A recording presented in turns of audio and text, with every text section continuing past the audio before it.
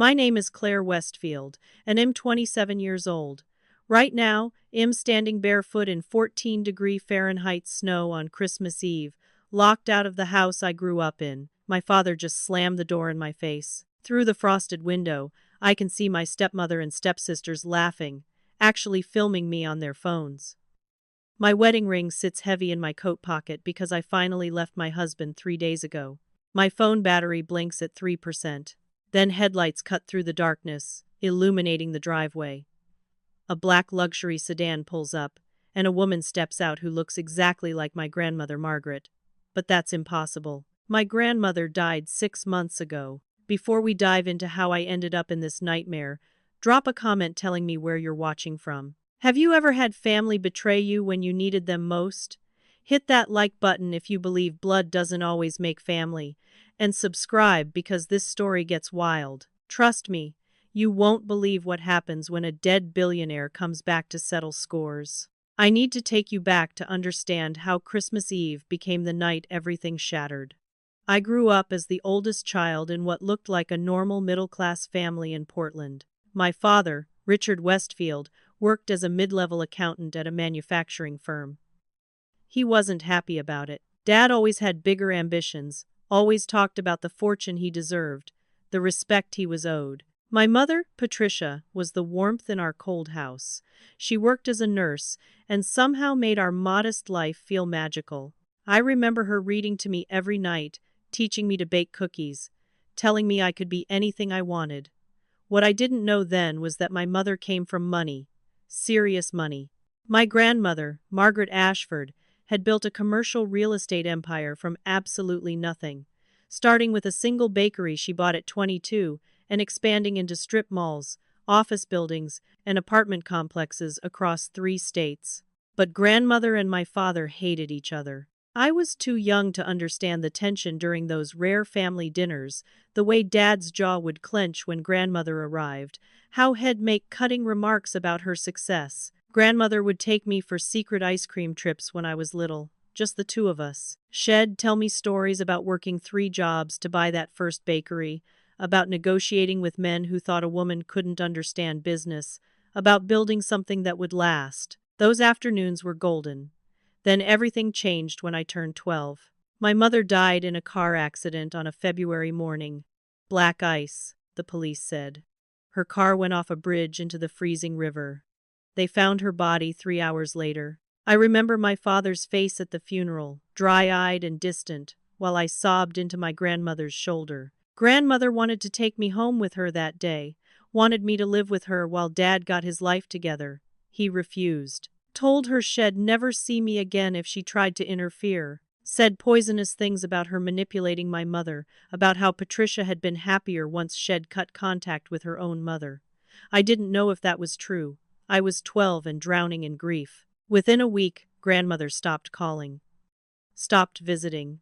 I thought she'd abandoned me when I needed her most. Years later, I'd learned the truth, but at 12, I just felt utterly alone.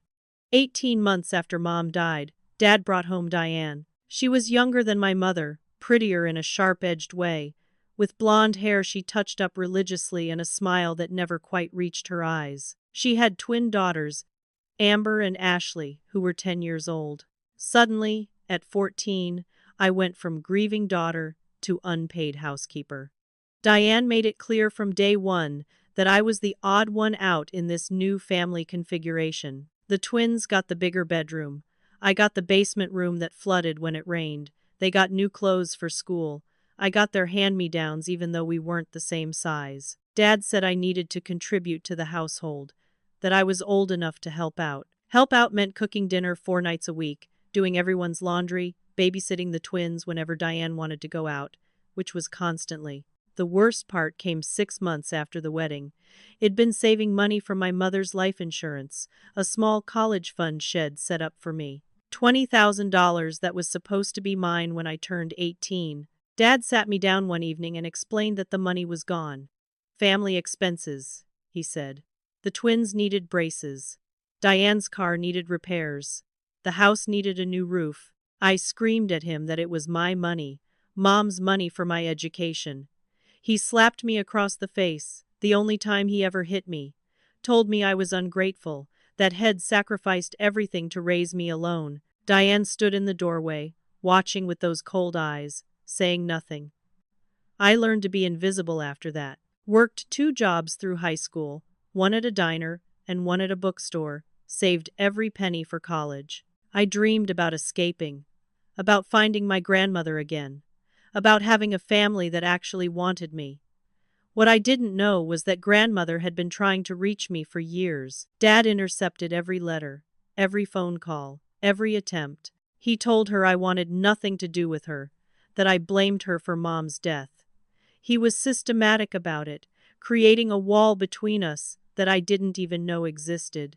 I found out later He'd done it because grandmother had money he wanted, and he couldn't control her. The day I turned 18, everything changed. I came home from my shift at the diner to find a letter tucked under my bedroom door. The envelope was cream-colored, expensive paper, with my name written in elegant script.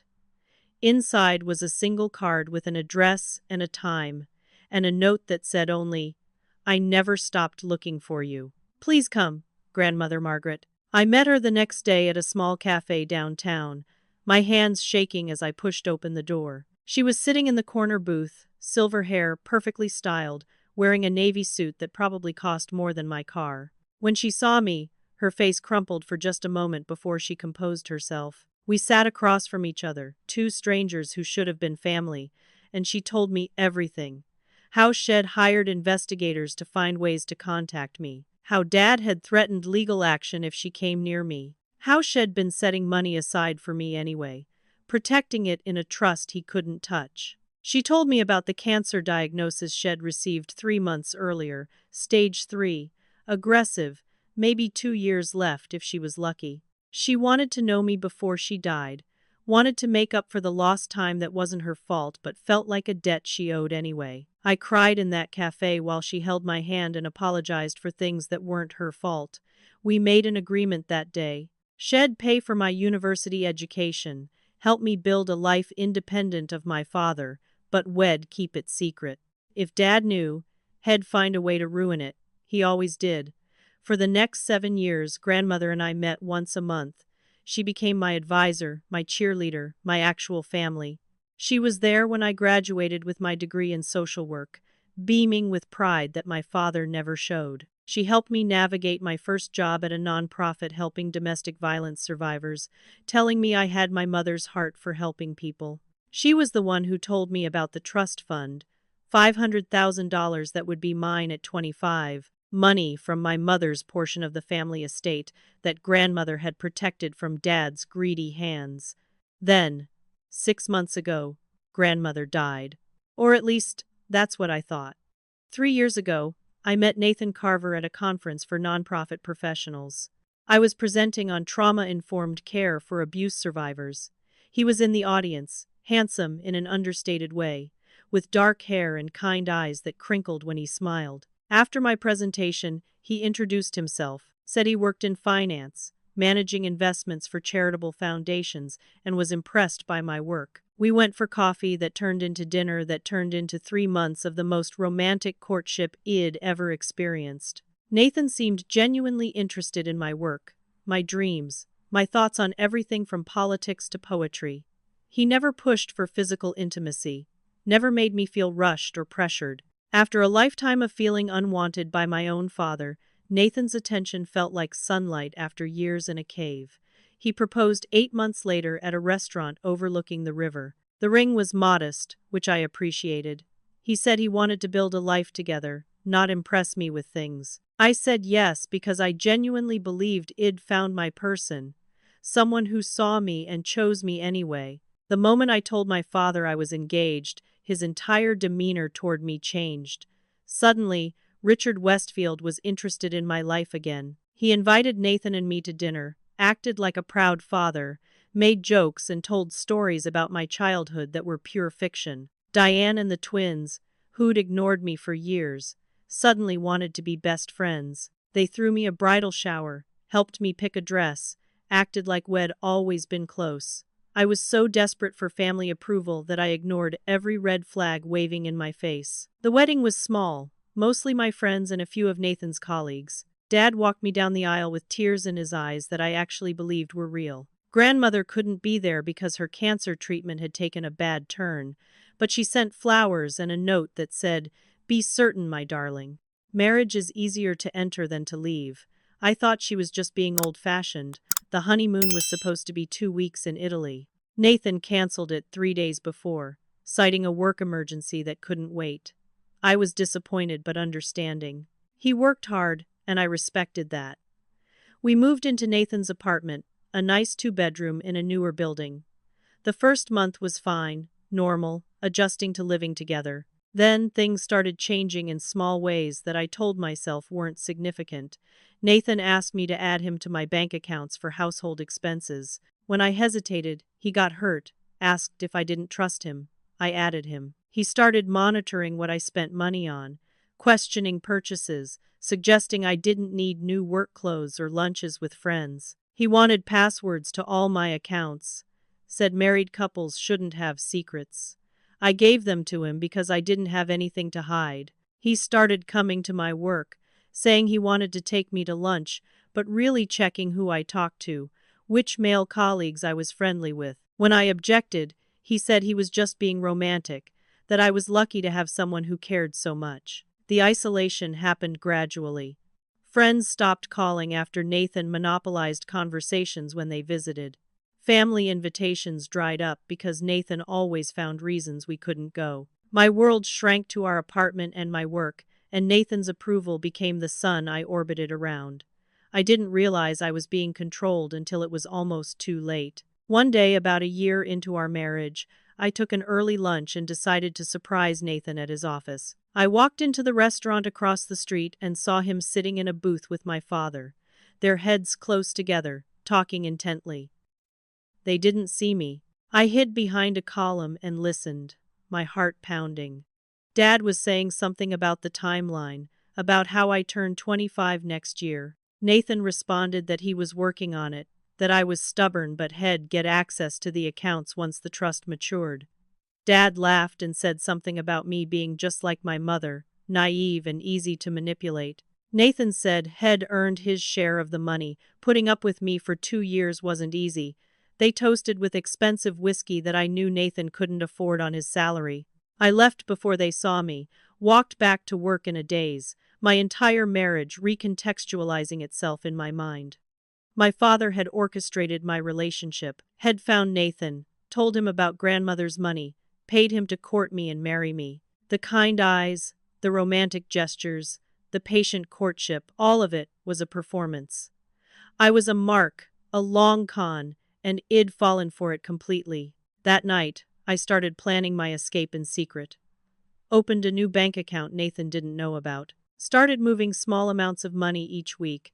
Told my boss I might need to take emergency leave. Gathered copies of financial documents. Recorded Nathan's increasingly controlling behavior.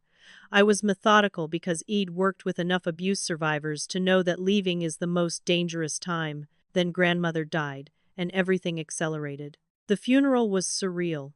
Dad showed up with Diane and the twins, dressed in expensive black clothes I knew he couldn't afford. He made a scene, crying loudly about losing his beloved mother-in-law, talking about how close they'd been. It was grotesque theater. The will reading was scheduled for the following week. Grandmother's attorney, Mr. Brennan, was a sharp-eyed man in his 60s who'd known her for 30 years. He read the will in his downtown office with me, Dad, Diane, Nathan, and a few distant cousins present. Grandmother left her real estate holdings and investments to various charities. She left her personal effects to me. Then came the big reveal. A trust fund of $10 million in my name to be released on my 28th birthday under one specific condition. I had to be of sound mind and independent circumstances, which Mr. Brennan explained meant not under duress, coercion, or undue influence. I had to prove I could manage my own affairs independently. If I couldn't meet those conditions by 28, the money would go to charity. I was 27. I had 14 months. Dad's face went purple with rage.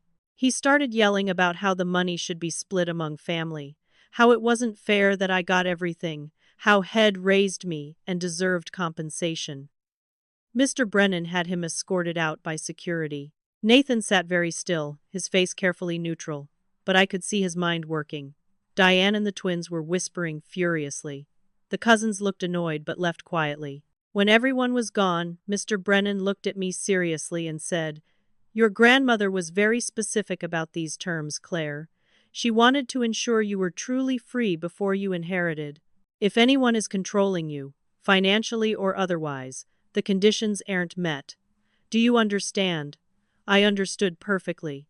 Grandmother had built me an escape hatch. Now I just had to use it. The weeks following the will reading were tense. Nathan suddenly became very interested in helping me manage my future finances. He bought books on investment strategies, suggested we meet with his financial advisor, talked constantly about our plans for the money. He never said your money. It was always our money. The family money. What we'll do together. Dad started calling weekly, something he hadn't done in years, always with some scheme or suggestion. Diane wanted me to invest in the twins' new business idea. Amber needed help with her student loans. Ashley wanted money for a house down payment. They circled like sharks who'd smelled blood. I played along, acted uncertain and overwhelmed, while secretly meeting with my own attorney and planning my exit. I moved documents to a safe deposit box Nathan didn't know about. I gathered evidence of his financial control, his monitoring of my accounts, his isolation tactics. I recorded conversations where he threatened what would happen if I ever left him. I was methodical because I knew I'd only get one chance. My plan was to file for divorce the day after Christmas, move into a rental I'd already secured, and disappear from their lives. I just had to survive the holidays. Nathan insisted we spend Christmas Eve at Dad's house. I didn't want to go. Every instinct screamed danger, but refusing would have tipped my hand. Nathan had been increasingly aggressive when I disagreed with him, his mask slipping more frequently. I gave in to keep the peace for 3 more days. We arrived at Dad's house at 6 in the evening, the sky already dark with winter clouds threatening snow. The house was decorated like a magazine spread, which was new. Dad never spent money on decorations before. Diane answered the door in a red dress, playing hostess, all smiles and warmth that felt like a snake's embrace. The twins were there with their boyfriends, everyone drinking wine and laughing too loudly. Dinner was elaborate, catered food that must have cost hundreds of dollars. I wondered who paid for it, then realized Dad was probably spending money he expected to get from me soon. The conversation was superficial at first, everyone carefully polite, but I could feel the tension underneath like ice about to crack. We made it through the main course before everything fell apart. Dad stood to make a toast, his face flushed with wine. "To family," he said, raising his glass. "To coming together in difficult times and supporting each other. To my mother Margaret, who finally did right by her family in the end." I felt my stomach drop. Diane was watching me with predatory eyes. The twins were smirking. Nathan reached over and squeezed my hand hard enough to hurt. Dad continued. "Margaret was always a difficult woman. Always thought she was better than everyone else. But in the end, she left Claire well provided for. Of course, family should share. That's what Margaret would have wanted, deep down. She would have wanted us to take care of each other." I set down my fork carefully. Grandmother left the money to me specifically, with specific conditions. She knew exactly what she was doing. Diane leaned forward, her voice syrupy sweet. "Of course, dear, but families help each other. We've been struggling. The twins have student loans. Your father's been working so hard to provide for everyone. You could help. It would be the right thing to do." Amber chimed in. "It's only fair. Dad raised you alone after your mom died. He sacrificed everything for you." Ashley added, "We're sisters. Sisters share." I looked at Nathan, hoping for support, but he was nodding along. "Claire, they have a point. Your grandmother was family to all of us. The money should benefit everyone." That's when I knew for certain. They were all in on it together. This dinner was an ambush. I stood up, my chair scraping loudly. "I'm not doing this. Grandmother left the money to me because she knew Dad would waste it. She knew you'd all come circling. The answer is no." Dad's face darkened. He stood too, his bulk blocking my path to the front door. Sit down, Claire. We're not done talking. Yes, we are. I'm leaving. I tried to move past him, but he grabbed my arm, his fingers digging in hard enough to bruise. I said, sit down, you ungrateful little bitch, after everything I did for you. Nathan was suddenly on his feet too, his hand on my other arm. You're being irrational, Claire. Just calm down and listen to reason. I wrenched away from both of them. Years of buried rage finally exploding. Reason? You want to talk about reason? I know about your arrangement, Nathan. I heard you and Dad planning this whole thing at lunch. You married me for money. Both of you have been playing me for years. The room went silent. Dad's face shifted from anger to calculation. Nathan's mask dropped completely, his expression turning cold. So what if I did? Nathan said. You think anyone would marry you for any other reason? You're broken, Claire. Damaged goods from a broken home. I put up with you for 3 years. I earned that money. Diane pulled out her phone, started filming. For the record, she said sweetly. We're all witnesses that Claire is mentally unstable, threatening her family, refusing to honor her grandmother's real wishes. This is exactly why she shouldn't have control of that money. I realized then what they were doing, building a case that I wasn't of sound mind, that I couldn't manage my own affairs, that I needed someone to control my finances. They were going to try to have me declared incompetent. I ran for the back door, grabbing my coat from the hook but missing my shoes in my panic. I got outside into the freezing December night, snow starting to fall in fat flakes. I tried the door handle, but it was already locked. I pounded on it, screaming to be let back in. Through the window, I could see them all standing there, watching me. Diane was still filming. The twins were laughing. Dad crossed his arms, shaking his head slowly. Nathan looked satisfied, like head won. I was standing in snow in my socks, temperature dropping fast, my breath coming in panicked clouds. The digital thermometer on the porch read 14 degrees. I had my coat, but nothing else. My purse was inside.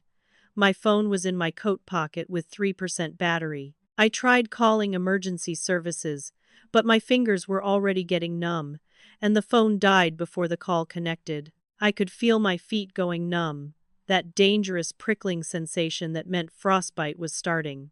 I huddled against the door, trying to conserve warmth, my mind racing through options. No neighbors were close enough to see or hear me. I couldn't walk anywhere without shoes in this temperature. I was trapped, and they knew it. Dad had planned this perfectly. He'd keep me out here until I was desperate enough to agree to anything, sign anything, give them whatever they wanted, or until hypothermia made me confused enough that they could claim I was mentally unstable. Either way, they won. I watched through the window as they went back to their dinner, laughing and toasting, occasionally glancing at me like I was entertainment. My stepfamily and my husband, the people who were supposed to care about me, were literally watching me freeze. I don't know how long I stood there, maybe 15 minutes, maybe 30, time stretching and contracting as the cold settled into my bones. I started shaking uncontrollably, my teeth chattering so hard I bit my tongue. I knew I was in serious trouble. This wasn't just discomfort anymore. This was life-threatening. I was starting to think about breaking a window, consequences be damned, when headlights cut through the falling snow, illuminating the driveway in harsh white light. A black luxury sedan, a Mercedes S-Class that cost more than most houses, pulled smoothly into the driveway and stopped. The engine cut off, the driver's door opened, and a woman stepped out into the snow, moving with the careful grace of someone who knew exactly how to walk in heels on ice. She was wearing an elegant wool coat in deep charcoal, a silk scarf, and leather gloves. Her silver hair was styled in the same neat bun shed worn for as long as I could remember. Pearl earrings caught the porch light. She looked exactly, precisely, impossibly like my grandmother Margaret Ashford. But my grandmother had been dead for 6 months. I'd been at the funeral. I'd watched them lower her casket into the ground. I'd thrown a handful of dirt on it while sobbing so hard I couldn't breathe. The woman walked toward me through the snow, her face coming into focus, and it wasn't just similar, it was her. The same sharp cheekbones, the same intelligent gray eyes, the same slight smile that always made her look like she knew a secret. "Hello, Claire," she said. And the voice was exactly right, that low, cultured tone with just a hint of her Boston upbringing underneath. "You look frozen." I couldn't speak. My brain was short-circuiting, trying to reconcile what I was seeing with what I knew to be true. People don't come back from the dead. Ghosts aren't real. I was hypothermic and hallucinating. That was the only explanation. The woman, grandmother, the ghost, whatever she was, came closer and reached out a gloved hand. "You're not hallucinating, darling. It's really me. I'm alive. I never died." "That's impossible." I managed through chattering teeth. "I saw your body. At the funeral. I was there." "You saw a body in a casket," she corrected gently. "A closed casket, because I supposedly wanted it that way. You saw what your father wanted you to see." She gestured to the car. "Come. Get in. Warm up. I'll explain everything, but first, we need to get you out of this cold before you lose your toes." I hesitated, my mind still trying to catch up. Even if this was my grandmother, even if she was somehow alive, getting in a car with her meant leaving. It meant making a choice I couldn't take back. "They'll call the police," I said stupidly. "Say you kidnapped me." "Let them try," grandmother said, and her smile turned sharp. "I have excellent attorneys. Besides, you're an adult. You can go wherever you want. Now please, Claire, trust me, one more time." My survival instinct made the decision. I was already shaking so hard I could barely stand. My feet had gone from painful to numb, which was dangerous. If I stayed out here much longer, it'd be in real medical trouble. I took grandmother's hand and let her help me to the car. The interior was blissfully warm, heated seats already on, a cashmere blanket waiting on the passenger seat. Grandmother got in the driver's side and immediately reached behind her seat to produce a large thermos. "Drink this," she ordered, pouring steaming liquid into the cap. "It's tea, the blend you like, with honey and lemon. You need to warm up from the inside." I wrapped my hands around the warm metal and drank, the hot tea burning my throat in the best way. Grandmother turned up the heat even higher and pulled the blanket over my lap, then carefully examined my feet. "Mild frostbite on 3 toes," she said clinically. "Well, need to get you properly treated. But you'll be fine. You got out just in time." She put the car in reverse and pulled out of the driveway smoothly. I twisted in my seat to look back at the house. Dad had come to the window, his face pressed against the glass, mouth open in shock. Good. Let him be shocked. Let him wonder. As we drove away from that house, away from the people who'd tried to break me, I finally found my voice. "How are you alive? The cancer, the funeral, the will reading. What the hell is going on?" Grandmother kept her eyes on the road, navigating the snowy streets with practiced ease. "The cancer diagnosis was real," she said. "Stage 3 pancreatic cancer, 2 years ago. The doctors gave me 18 months, maybe 2 years with aggressive treatment. But I've always been stubborn. I researched experimental treatments, clinical trials, things the mainstream medical establishment hadn't approved yet. I found a program in Switzerland, cutting-edge immunotherapy combined with targeted radiation. It was expensive, experimental, and had only a 30% success rate, but 30% was better than zero. And it worked. I asked, still trying to process this. It worked spectacularly. I've been in complete remission for 14 months. No cancer cells detectable. The Swiss doctors called me their miracle patient. She glanced at me, her expression softening. But I was already dead by then, legally speaking. Eid made certain arrangements. I felt anger mixing with my relief and confusion. "You faked your own death. You let me believe you were gone. I mourned you. Do you have any idea what that was like?" "I do," she said quietly. "And I'm sorry for that pain. But it was necessary, Claire. I needed to see what your father would do. What Nathan would do. What all of them would do when they thought I was gone and the money was finally within reach. I needed you to see it too. You could have just told me," I protested. "You could have warned me about Nathan, about Dad's plan. Would you have believed me?" she asked. And I didn't have an answer, because she was right. If grandmother had told me Nathan married me for money, I would have defended him. I was too deep in it to see clearly. People have to discover certain truths for themselves. Grandmother continued. I couldn't rescue you. You had to save yourself. All I could do was watch, document, and be ready to step in when you were ready to leave. Which you were. I've had investigators monitoring you for months. I knew about your escape plan, your secret bank account, the attorney you hired. I was so proud of you, darling. You were getting out on your own. Then why show up tonight? Because tonight they crossed a line, she said, her voice hardening. Locking you outside in life-threatening cold isn't manipulation or financial abuse. That's attempted harm. That's where I draw the line and step in. She reached over and squeezed my hand. Also, it's Christmas Eve. I wasn't about to let you spend it freezing to death on a porch while those vultures ate dinner.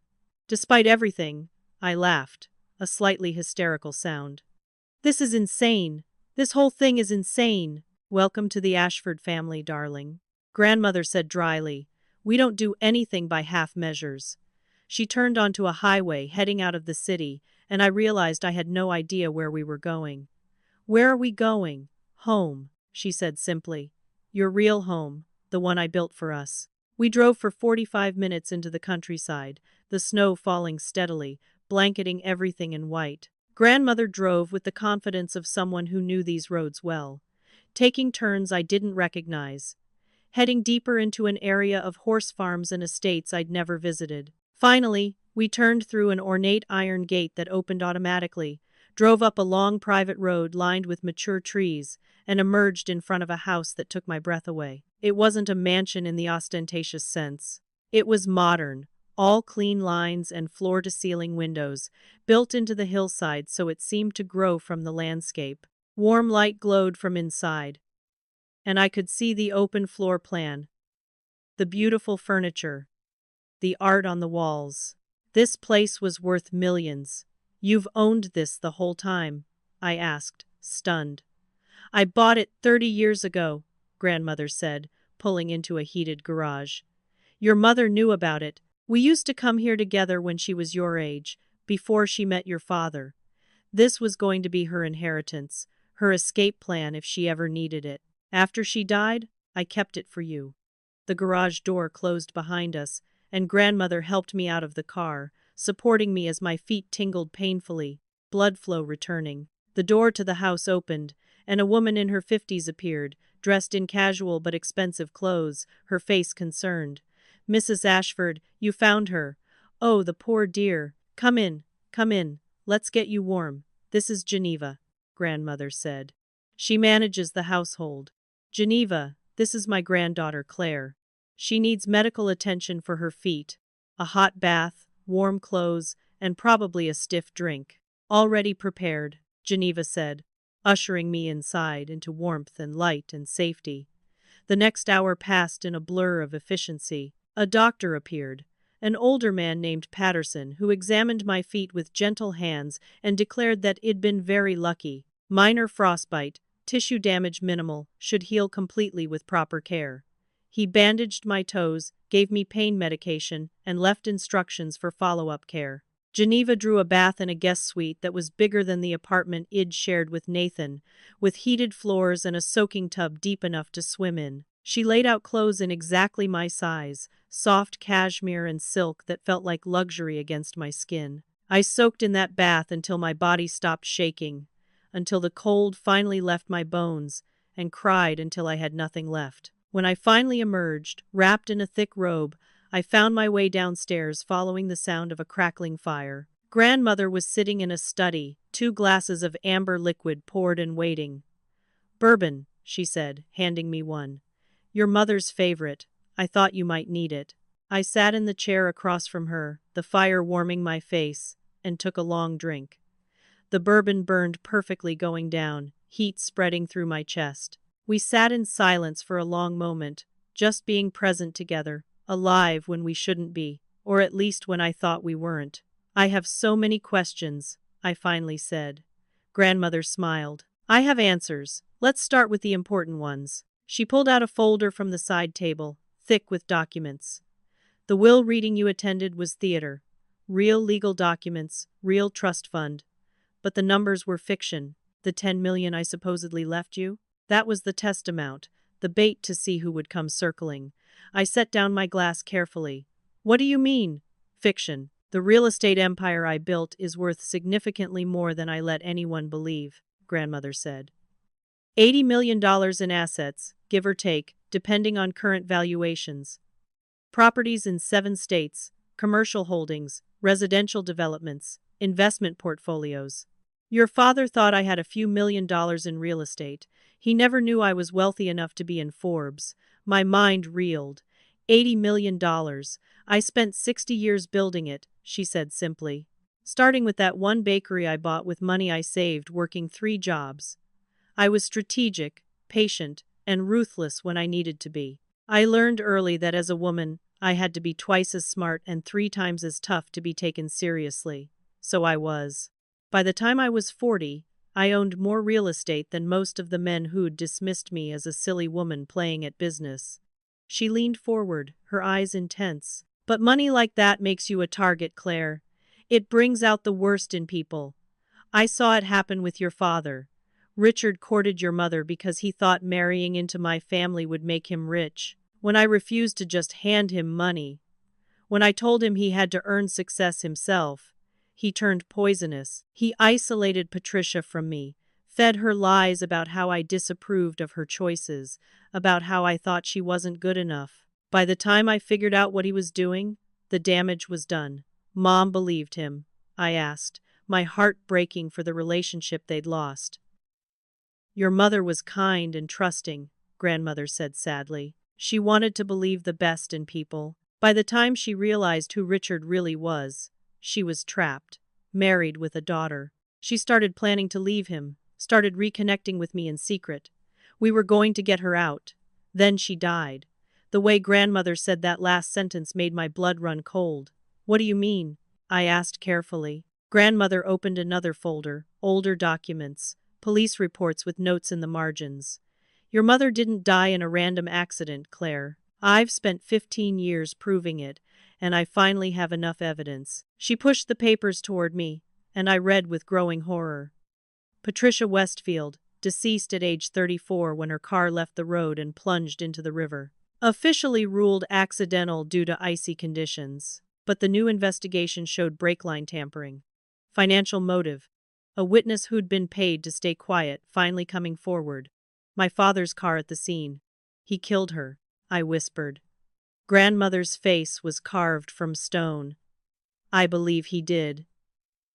Your mother filed for divorce 1 week before she died. Shed discovered he was embezzling from his company, stealing small amounts over years. She was going to turn him in, take you, and disappear with my help. He couldn't let that happen, so he cut her brake lines and waited for the weather to give him an alibi. Why didn't you go to the police? I demanded. I tried, she said bitterly. His brother was a police officer in that district. The investigation was cursory, the report filed quickly, the case closed. I had suspicions but no proof. I was a grieving mother-in-law with no legal standing. Richard got custody of you, got the life insurance payout, and got away with murder. Until now. She pulled out more papers. I hired the best investigators money could buy. It took 15 years, but we found the witness, found the evidence, documented the pattern. Richard married Diane 2 years after Patricia died. Did you know Diane has done this before? She's a career con artist who targets widowers with assets or potential inheritances. She was married 4 times before your father.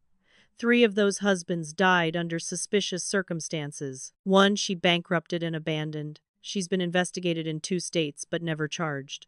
I felt sick. My entire childhood had been a lie, built on murder and manipulation. I wanted to protect you from this knowledge, grandmother said gently. When you were young, there was no point in telling you. What could you have done? But now you're an adult. Now you can handle the truth. And now we can do something about it. What are we going to do? I asked, though part of me already knew. Grandmother's smile was sharp and cold. We're going to dismantle Richard's life piece by piece, legally and thoroughly. He took my daughter. He abused my granddaughter. He thinks he's going to steal the fortune I built. Instead, he's going to lose everything. And this time, he won't get away with it. She poured us both more bourbon and raised her glass. To justice, she said. Long delayed but finally arriving. I clinked my glass against hers. To justice, I echoed, and to grandmother coming back from the dead to deliver it. We drank, and for the first time in years, I felt something like hope. Christmas morning arrived with weak winter sunlight filtering through the floor-to-ceiling windows of my guest suite. I woke up in a bed so comfortable I'd slept for 10 straight hours, my body finally feeling safe enough to truly rest. My bandaged feet ached but were healing. More importantly, I was warm, fed, and protected for the first time in longer than I could remember. I found grandmother in her study, already dressed for the day in elegant slacks and a cashmere sweater, reading glasses perched on her nose as she reviewed documents. Coffee was waiting for me, along with a breakfast spread that Geneva had somehow prepared without me hearing a sound. "Good morning, darling," grandmother said, looking up with a smile. "How are your feet?" "Better," I said, settling into the chair across from her desk. "How long have you been awake?" "Since 5, she admitted. "Old habits. I've always been an early riser. When you build an empire from nothing, you learn to use every hour." She closed the folder she'd been reading and folded her hands. "We need to talk about your mother. I know I gave you the overview last night, but you deserve the full truth. All of it. It won't be easy to hear." I wrapped my hands around my coffee mug, steeling myself. "Tell me everything." Grandmother pulled out a thick folder. This one marked with my mother's name. "Patricia was 34 when she died. You were 12. The official story was that she was driving home from her nursing shift on a February morning, hit black ice on the bridge, lost control, and went into the river. The car sank in 15 feet of water. They recovered her body 3 hours later." She paused, her voice becoming clinical. "The only way she could get through this. The police report says accidental death due to environmental conditions. Case closed within 48 hours. Your father collected $200,000 in life insurance within a month, but I never believed it was an accident." She opened the folder and showed me the original police report. "Look at the details. Your mother was an experienced driver who'd lived in Portland her entire life. She knew that bridge, knew how to drive in winter weather. The ice that morning wasn't severe. Multiple other cars crossed that same bridge with no issues. But more importantly, look at what's not in the report. No investigation of the vehicle's mechanical condition. No interviews with anyone besides your father. No toxicology report. No second opinion from the medical examiner." I studied the sparse report, seeing what she meant. It was cursory, almost deliberately shallow. "Your father's brother, Dale Westfield, was a sergeant in that police district," grandmother continued. "He was one of the responding officers. He wrote most of this report. He also personally signed off on releasing the vehicle to a salvage yard, where it was crushed within a week, destroying any evidence." "That's corrupt," I said, anger rising. "That's family protecting family," grandmother corrected. "Dale owed Richard money, gambling debts. I found the records. Richard forgave those debts right after Patricia died. A coincidence? I don't think so." She pulled out another document, this one newer. 5 years ago, I hired a private investigator named Marcus Chen, one of the best in the country. I told him to investigate Patricia's death as if it were a cold case murder. No assumption of accident. No trusting the original report. Start from scratch. It took him a decade, but he found things. Marcus had tracked down the tow truck driver who'd pulled my mother's car from the river. The man, now retired, remembered thinking something was odd about the brake lines but being told by Sergeant Westfield to include nothing about that in his statement. Marcus found the salvage yard owner who'd been paid extra to crush the car immediately and not ask questions. He found my mother's best friend from work who said Patricia had been terrified in the weeks before she died, talking about divorcing Richard, about how Shed discovered financial irregularities at his company, about how she didn't feel safe. "Your mother kept a journal," grandmother said quietly, producing a worn notebook. "I found it in her locker at the hospital after she died. The hospital held it for me because Richard didn't know it existed. I've kept it all these years, waiting for you to be old enough to read it." She handed it to me, and I opened it with shaking hands. My mother's handwriting, small and neat, filled the pages. The entries from the months before her death were increasingly frightened. Shed discovered that Richard was embezzling from his employer small amounts over years that added up to tens of thousands of dollars. Shed confronted him. Head threatened her, said if she told anyone, he'd make sure she lost custody of me. Said he had lawyer friends who'd paint her as an unfit mother. Shed contacted grandmother in secret, planning to leave. The last entry was dated 3 days before she died. I filed for divorce today. Richard doesn't know yet. The papers will be served next week. Margaret is helping me find an apartment. We're leaving. Claire and I will be safe soon. I just have to hold on a little longer. She never got to leave, I whispered, tears streaming down my face. No, grandmother said, her own eyes wet. She didn't. And I've carried that guilt for 15 years. I should have moved faster, should have gotten her out sooner. But I thought we had time. I thought He'd just be angry, maybe fight the divorce. But I never imagined. She trailed off. I never imagined He'd kill her. She collected herself with visible effort. But dwelling on what I should have done doesn't help. Acting on what I can do now does. Marcus found a witness, Claire, someone who was on that bridge the morning your mother died. She pulled out a sworn statement. A delivery driver named Joseph Reeves. He was 3 cars behind your mother. He saw a dark sedan following her closely, aggressively. He saw it bump her car from behind as they approached the bridge. He saw her lose control and go over. He saw the sedan stop, and a man get out and look over the edge, then drive away quickly. He reported this to police at the scene. His statement was taken by Sergeant Dale Westfield. It was never included in the report. Did he identify my father? I asked, my voice barely audible. He identified the car, a dark blue Lexus sedan. Your father owned a dark blue Lexus sedan. He sold it 2 weeks after Patricia died and bought a different car. Grandmother's voice was hard as steel. Joseph Reeves was paid $5,000 by Dale Westfield to forget what he saw, to not talk about it. He took the money because he needed it, and he's regretted it every day since. When Marcus found him, he agreed to come forward, to testify. He's ready to tell the truth. I sat back, overwhelmed. This is enough to reopen the investigation. It's enough to bring criminal charges, grandmother said. I've been working with the district attorney's office in confidence for 6 months. They've been building a case. They were waiting for the right moment to move forward, and that moment is now. Richard's behavior toward you, the conspiracy with Nathan, the evidence of financial abuse and control. It all establishes a pattern. It shows he's capable of exactly this kind of manipulation and violence. When? I asked. When does this happen? It's already started, grandmother said. The district attorney filed charges this morning. An arrest warrant was issued at 7 a.m. By now, Richard is in custody. I felt the ground shift beneath me, reality rearranging itself. My father, who I'd spent my whole life trying to please, trying to earn love from, was a murderer. He'd killed my mother. He'd spent 15 years getting away with it. And now, finally, he was going to face consequences. I know this is overwhelming, grandmother said gently. I know it changes everything about your past, your childhood, your understanding of your family. Take time to process it. We have all the time you need. No, I said, surprising myself with the strength in my voice. No, I've spent enough time being a victim, being manipulated and controlled and hurt. I want to fight back now. What do we do next?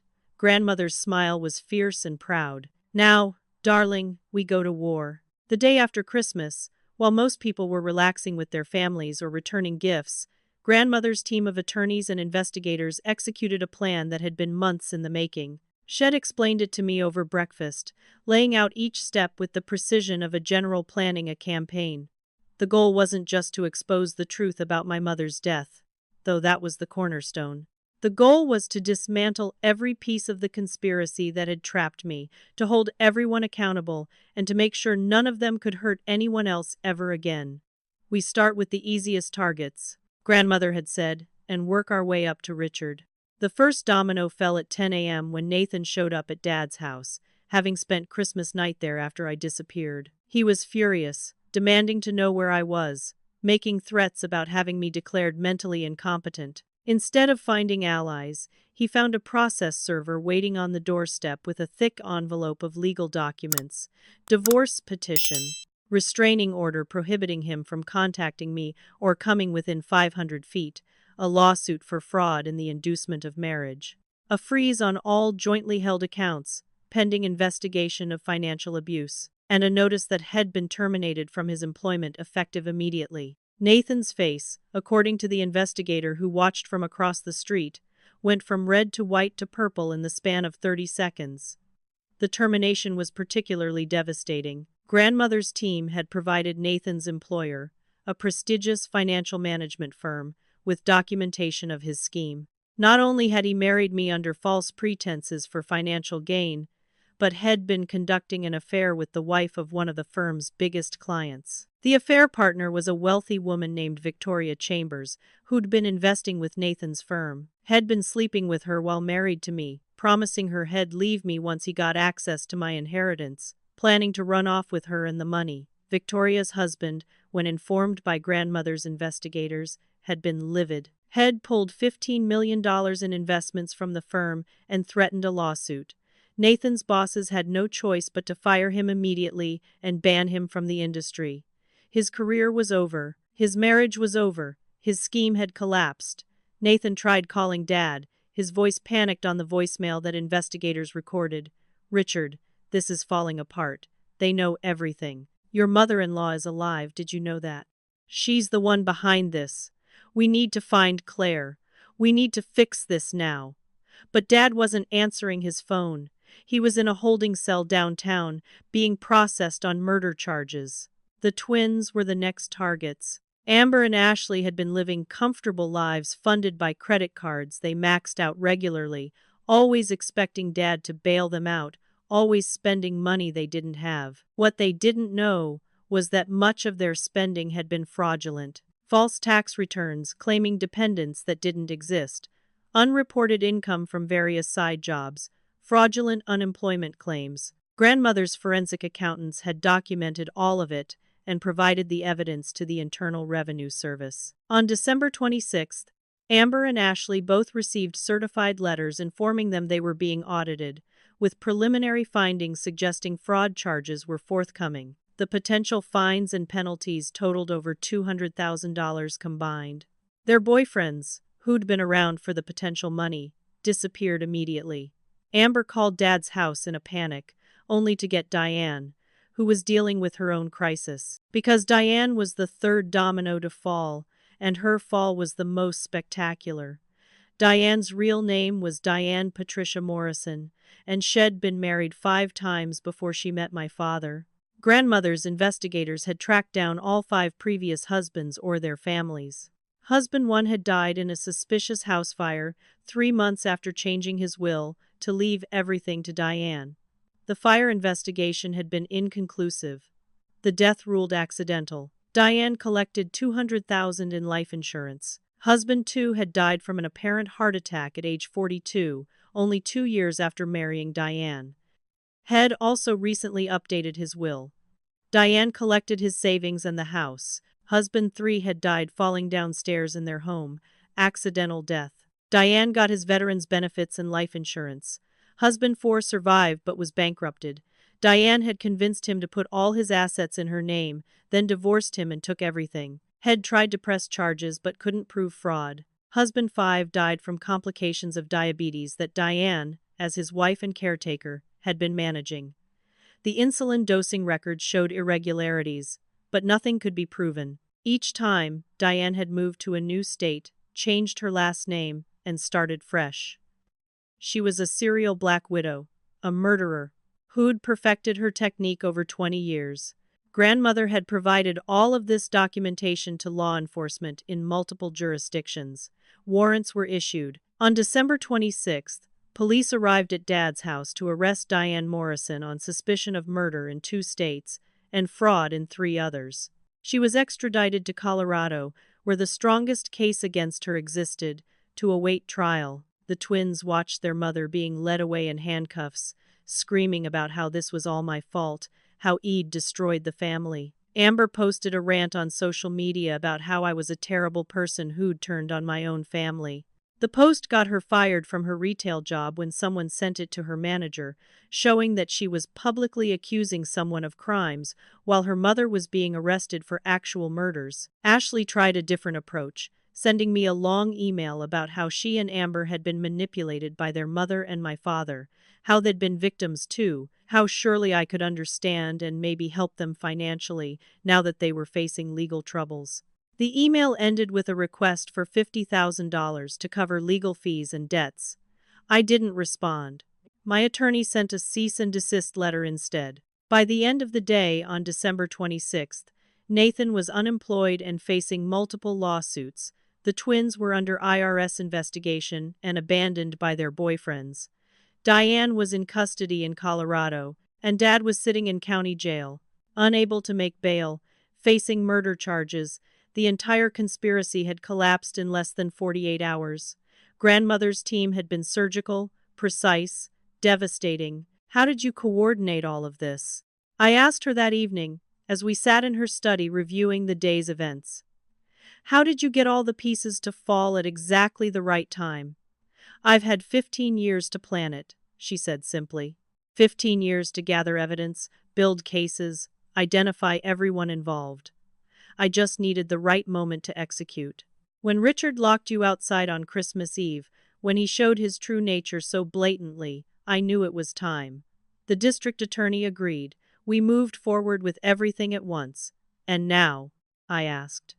Now we let the legal system work, she said. We've done our part. We've provided the evidence. The prosecutors will handle the rest. Richard will go to trial for your mother's murder. Diane will face her own trials. Nathan will be tied up in civil court for years. The twins will deal with the IRS. All of them will face consequences for what they've done. She looked at me seriously. But the most important work starts now, Claire. For you. You've spent your whole life being controlled, manipulated, and hurt by these people. Now you're free of them. Now you get to decide who you want to be. That's harder than it sounds. She was right. I'd spent so much energy surviving that I'd never really thought about thriving, never considered what I actually wanted from life beyond escape. Now I had to figure that out. I want to help people, I said slowly. People like me. People trapped in abusive situations who don't have a billionaire grandmother to rescue them. Grandmother smiled. Then let's make that happen. My father didn't go quietly. I suppose I should have known he wouldn't. Richard Westfield had spent his entire adult life manipulating people, lying his way out of trouble, and believing he was smarter than everyone else. Even facing murder charges, even with overwhelming evidence against him, he tried to fight back.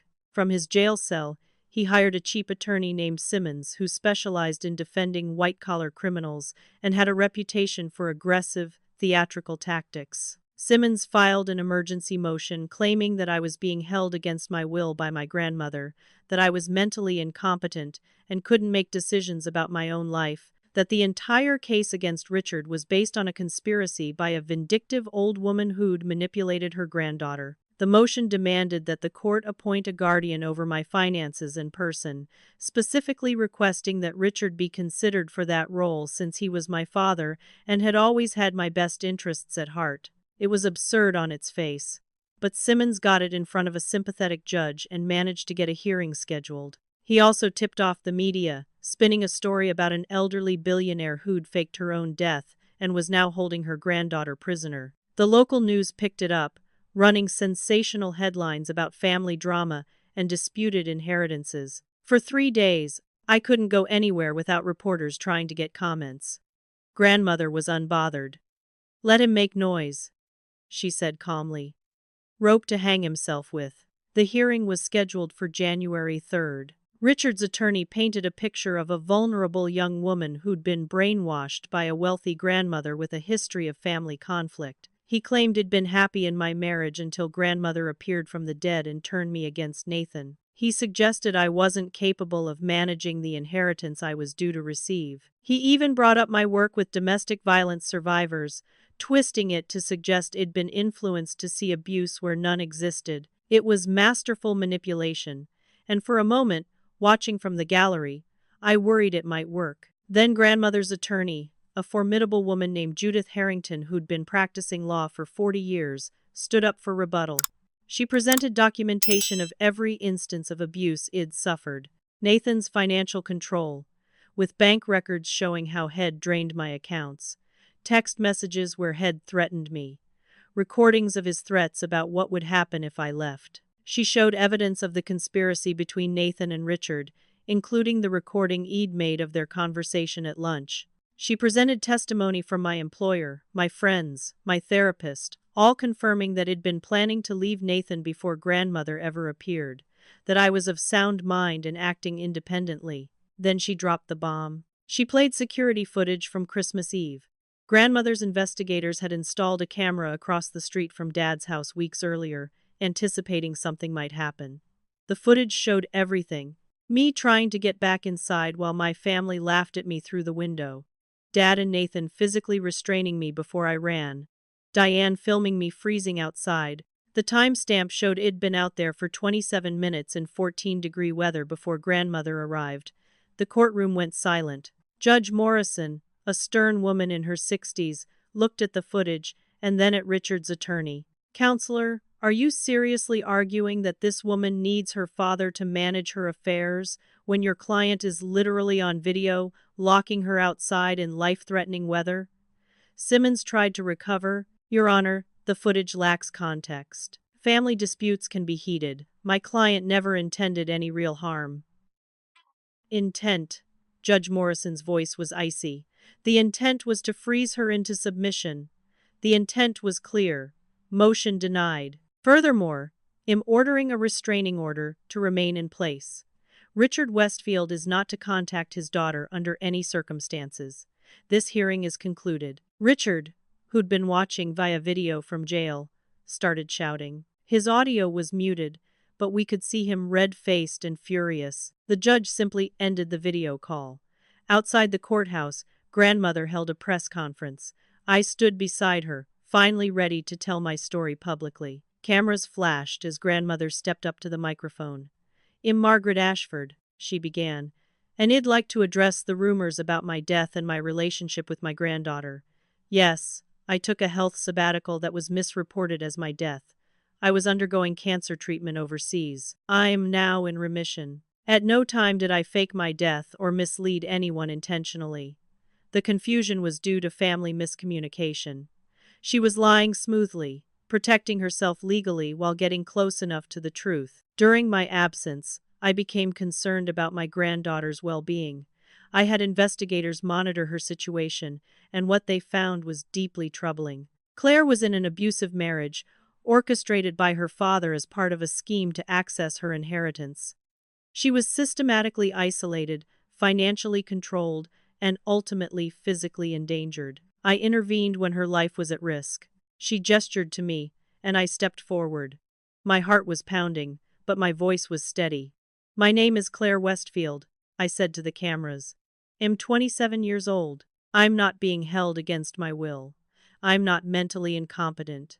I'm a survivor of domestic violence and financial abuse, and I'm here voluntarily to tell my story." I detailed the abuse, carefully, hitting the points Judith had coached me on: the isolation, the control, the conspiracy, the Christmas Eve incident. I showed my bandaged feet, still healing from frostbite. "I'm sharing this publicly because I know I'm not alone," I said. "Thousands of people, mostly women, are trapped in situations like mine. They're being controlled by partners or family members who isolate them, manipulate them, and steal from them. Many don't have the resources I had to escape. So, I'm announcing the creation of the Patricia Westfield Foundation, named for my mother, who died trying to escape an abusive marriage." I took a breath, steadying myself. "The foundation will provide legal assistance, financial resources, and safe housing for people escaping domestic violence. My grandmother has endowed it with $5 million, and I'll be working there full-time. If you're watching this and you're trapped, please know there is help. There is hope. You can get out." The press conference was a media sensation. The narrative flipped overnight. Instead of a story about a crazy old woman and her brainwashed granddaughter, it became a story about courage, survival, and fighting back against abuse. Marriage equality activists picked it up. Domestic violence organizations shared it. My story went viral, and suddenly I was receiving hundreds of messages from people in similar situations, thanking me for speaking out. Richard's attempt to control the narrative had backfired spectacularly. His credibility was destroyed. Public opinion turned completely against him. Then came the trial for my mother's death. The prosecutor, a serious woman named Amanda Torres, presented the case methodically over 3 weeks. The tampered brake lines, the financial motive, the witness who'd been paid to stay quiet, the pattern of behavior. Dad's brother Dale Westfield was also charged as an accessory after the fact for covering up the crime, and he took a plea deal to testify against Richard. He admitted on the stand that Richard had asked him to minimize the investigation, to make it go away quickly, and that Richard had paid off his gambling debts in exchange for that help. Joseph Reeves, the delivery driver, testified about what he'd seen that morning, about the dark sedan following my mother, about the impact before she went over the bridge, about being paid to forget.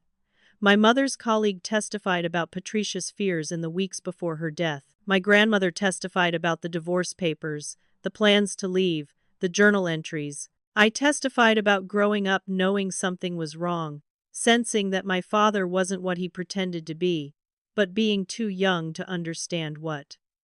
Richard's defense was weak. His attorney tried to argue that it was all circumstantial, that the evidence could be interpreted other ways, that witnesses were unreliable after 15 years.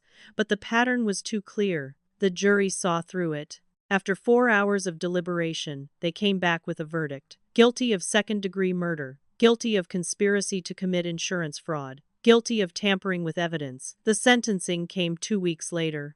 Judge Morrison, the same judge who'd denied Richard's motion for guardianship over me, looked at him with undisguised contempt. Mr. Westfield, you murdered your wife to prevent her from leaving you and exposing your crimes. You then spent 15 years evading justice while abusing your daughter and attempting to steal her inheritance. You've shown no remorse, no accountability, and no humanity. I'm sentencing you to 25 years to life in state prison. You'll be eligible for parole when you're 78 years old, if you survive that long. Richard was led away in chains, still protesting his innocence, still believing he'd find a way out. He wouldn't. It was finally over. 6 months passed. Spring arrived in Portland with cherry blossoms and gentle rain, the world renewing itself the way I was trying to renew my own life. I moved into a small cottage on grandmother's estate, a place of my own that was still connected to her property, giving me independence while keeping family close. The cottage had 2 bedrooms, a cozy kitchen, and windows that looked out over gardens that were centuries old. Every morning, I woke up to birdsong and sunlight, and it still felt like a miracle that I was safe, that I was free, that I didn't have to walk on eggshells or monitor someone else's mood to determine if I'd survive the day. The divorce from Nathan was finalized in March. He got nothing. The prenuptial agreement he'd been so proud of was voided due to fraud. He actually owed me $200,000 in settlement for the financial abuse and theft from my accounts. I'd never see that money because Nathan was broke, living in his parents' basement and working at a grocery store, but I didn't care about the money. I cared about the paper that said I was legally free of him. Diane's trial in Colorado resulted in a conviction for second-degree murder in the death of her 3rd husband. She was sentenced to 30 years without possibility of parole. Investigations were ongoing in 2 other states. The twins, Amber and Ashley, reached plea deals with the IRS that required them to pay back taxes and penalties in monthly installments for the next decade. They'd be working off that debt for years. Both tried to reconnect with me via social media, long apologetic messages about how they'd been influenced by bad people, how they were victims too, how surely we could rebuild our sisterhood. I blocked them without responding. Some bridges deserve to burn. The Patricia Westfield Foundation opened its doors in April, operating out of a beautiful renovated building downtown that grandmother had purchased and donated. We offered legal assistance for people trying to leave abusive relationships, financial counseling to help them rebuild independence, emergency housing for those who needed to escape immediately, and job training to help them become self-sufficient. I worked there full-time as Director of Client Services, using my social work degree and my own experiences to help others navigate the impossible situation of leaving everything behind to save themselves. The work was hard, emotionally exhausting, and more fulfilling than anything I'd ever done. In the first 6 months, we helped 83 people escape dangerous situations. 83 people who now had a chance at a different life. The foundation grew faster than we'd anticipated.